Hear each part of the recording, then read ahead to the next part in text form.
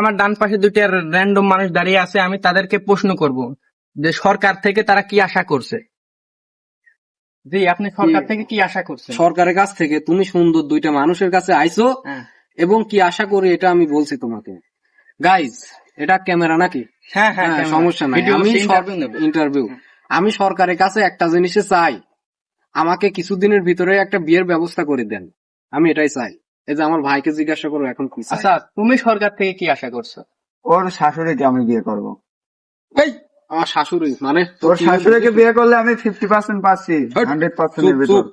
আর কিছু আচ্ছা। প্রশ্ন আছে নাকি? সরকার থেকে আর কিছু আশা আছে তোমার? আর কিছু, আমি আর একটা জিনিস পেলে অনেক খুশি হব। আমাকে একটা বিধবা ভাতা দিলে পরে অনেক খুশি হব।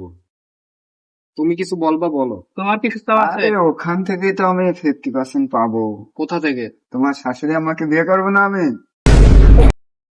হ্যালো গাইস, আপনারা দেখছেন দুইজন লোক তারা সরকার থেকে কি আশা করছে। আমি চাই তারা তাদের আশাটা পূর্ণ হোক, সরকার যেন তাদের আশাটা পূর্ণ করে দিক, তাহলে তারা অনেক খুশি হবে।